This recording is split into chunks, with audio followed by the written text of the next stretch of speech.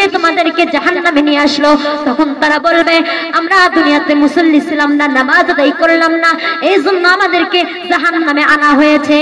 তখন তারা তখন তারা বলবে ও আল্লাহ মিনাল মুসল্লি, আমরা মুসল্লি ছিলাম না, সঠিকভাবে মুসলিম ছিলাম না, নামাজ আদায় করতাম না, এর কারণে আমাদেরকে জাহান্নামে আসা লেগেছে। ও আমার মাজান, আজকাল দেখা যায় আমার মা বোনেরা নামাজের টাইমে সিরিয়াল নিয়ে ব্যস্ত থাকে, কথা বলেন ঠিক কিনা? এদিকে নামাজের আজান দিচ্ছে, মাগরিবের আজান দিচ্ছে, এদিকে সিরিয়াল চালু করে দিয়েছে, আর নামাজ জাহান্নামে চলে যাবে। নামাজের দিকে কোনো গুরুত্বই নাই, দুনিয়ার দিকে লোভ লালসা নিয়ে ব্যস্ত আছে। সে নামাজ নিয়ে ব্যস্ত আছে গো, সে নামাজ নিয়ে তো ব্যস্ত নাই, টিভি নিয়ে ব্যস্ত আছে। কি নিয়ে ব্যস্ত আছে? এখন স্টার জলসা জি বাংলা দেখতেছে। ও আমার মাজান, স্টার জলসা জি বাংলা দেখতে দেখতে রাত্র হয়ে গেল, ফজর হয়ে গেল। ওই আল্লাহর বান্দা খেতা কম্বল মুড়ি দিয়ে ঘুমিয়ে পড়েছেন, নামাজের কথা স্মরণ নাই, সে সিরিয়াল দেখতে দেখতে ঘুমিয়ে পড়েছে। আপনি বলুন তো, সেই সময় যদি ওই বেঈমানটার মৃত্যু হয়, তাহলে সে জান্নাতে যাবে না জাহান্নামে যাবে? ও আমার বাজান, টিভি দেখতে দেখতে, সে সিরিয়াল দেখতে দেখতে ঘুমিয়ে পড়লো, স্টার জলসা জি বাংলা দেখতে দেখতে ঘুমিয়ে পড়লো, একে আল্লাহ কোথায় দেবেন?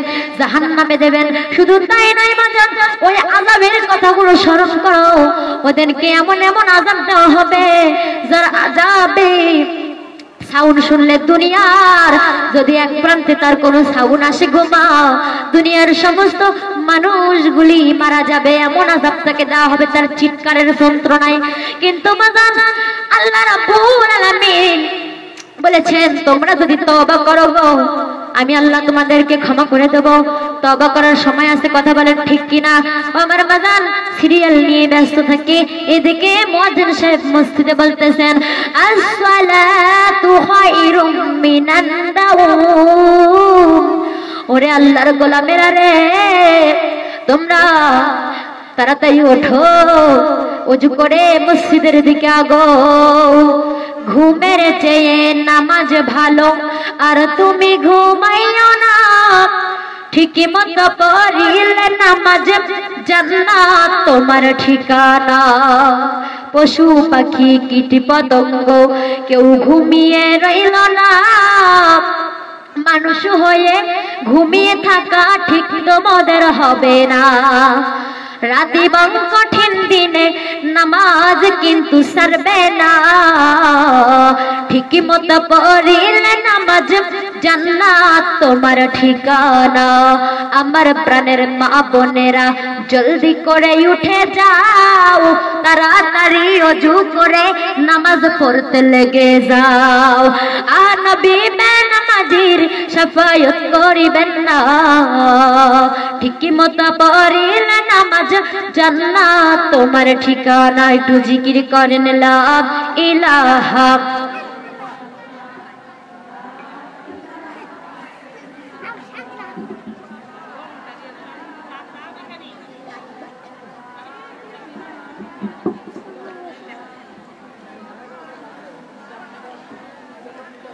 লা ইলাহা সুবহানাল্লাহ, লা ইলাহা লা, আমার মায়েরা জবান করেন সবাই, লা ইলাহা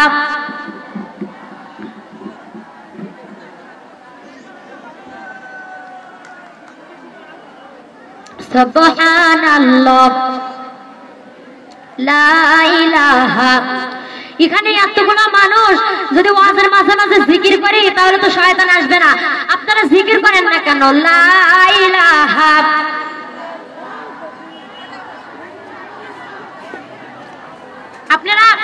আপনারা পিছনের যতগুলি মা বোন আছে, এই পিছনের মা বোনেরা কিন্তু জবান একদম খুলছেন না, আর এই পিছনের মা বোনেরাও শুধু সামনের কয়েকজন মা বলতেছে, আপনারা জিকির করেন না লা ইলাহা। আরে ভাই, সময় শেষ হয়ে যাচ্ছে তো। লা ইলাহা লা ইলাহা লা ইলাহা সুবহানাল্লাহ লা ইলাহা ইল্লাল্লাহু মুহাম্মাদুর রাসূলুল্লাহ। সকলে জবান খুলে পড়ি সাল্লাল্লাহু আলাইহি ওয়াসাল্লাম। ও আমার বাজান, দেখেন নামাজ কি গুরুত্বপূর্ণ বিষয়। নামাজ কিন্তু সমস্ত খারাপ কাজ থেকে বিরত রাখে। তাহলে আমরা আজকে এই মাহফিলে ওয়াদা করব, আমার বাজান কে কে নামাজ আদায় করবেন, 5 ওয়াক্ত নামাজ সঠিকভাবে আদায় করবেন, তারা হাত উঠান। মাশাআল্লাহ, আল্লাহ রাব্বুল আলামিন সবাইকে কোরআনের সত্য বলে মেনে নেক কবুল আর মঞ্জুর করুক। সকলকেই আমার মা বোনদেরকে 5 ওয়াক্ত নামাজ পড়ার জন্য তৌফিক দান করে দেখ। জোরে বলি সুবহানাল্লাহ। আমার মা বোনেরা, পর্দার বিষয়ে আমার মা বোনেরা, যেমন নামাজ পড়া ফরজ, পর্দা করা ফরজ। আর পর্দা করতে হলে ঈমানটাকে ঠিক রাখতে হবে। কি ঠিক করতে হবে? ঈমান। আমার মা জান, দেখেন গো, পর্দা করার জন্য, ঈমান আনার জন্য এক মেয়ে জীবনটা পর্যন্ত দিয়ে দিয়েছেন। নাম আয়েশা সিদ্দিকা। কি আয়েশা সিদ্দিকা আফগানিস্তানের 3 সদস্য বিশিষ্ট একটি সুন্দর পরিবার, 2 জন স্বামী স্ত্রী ও 1 জন কন্যা সন্তান। ওই মেয়েটির নাম আয়েশা সিদ্দিকা। আয়েশা সিদ্দিকা জন্মের পর থেকে 12 বছর পর্যন্ত আমার আল্লাহ রাব্বুল আলামিনের ইবাদত করত। ওই আয়েশা সিদ্দিকা সর্বদা আল্লাহর কোরআনের ব্যস্ত থাকতো, আল্লাহর কোরআনুল কারীম নিয়ে মশগুল থাকতো। ও আমার বাজান, এক সময় রাশিয়ার মধ্যে, আফগানিস্তান ও রাশিয়ার মধ্যে যখন যুদ্ধ শুরু হলো, তখন ওই মেয়েটার কি হলো আপনারা কি শুনতে চান? আমার মা জানো গো, ওই মেয়েটা প্রতিদিনের মতো একদিন ইশার নামাজ শেষ করে আমার আল্লাহর বাণী পবিত্র কোরআনুল কারীম তেলাওয়াত করতে লাগলো। পবিত্র বাণী কোরআন তেলাওয়াত করার পর এই মেয়েটার কোরআন তেলাওয়াতে আকাশ বাতাস পরিবেশ সব নীরব হয়ে, এমনকি ফেরেশতারা পর্যন্ত ওই মেয়েটির কোরআন তেলাওয়াত শুনতো। ও আমার বাজান, হঠাৎ করে ওই মেয়েটির বাড়িটি ওই রাশিয়ার সৈন্যগুলো ঘেরাও করে ধরলো। ঘেরাও করে ধরার পর মেয়েটি তখনও কিন্তু কোরআন তেলাওয়াত করতেছিল।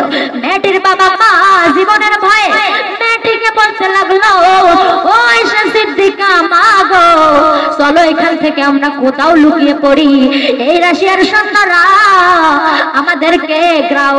আমাদেরকে গ্রেফতার করেছে, ঘেরাও করেছে, আমরা বুঝি আর বাঁচতে পারবো না। তখন এই মেয়েটা বলল, ও আমার প্রাণ প্রিয় আব্বু আম্মু, আমার আকাশের মালিক আমার আল্লাহ, জমিনের মালিক আমার আল্লাহ, আমি আমার আল্লাহকে ছাড়া কাউকে ভয় করি না। আপনারা কোথাও গিয়ে লুকিয়ে পড়েন, আমি যাব না যতক্ষণ না আমার আল্লাহর সঙ্গে কথা বলা শেষ করা হয়েছে।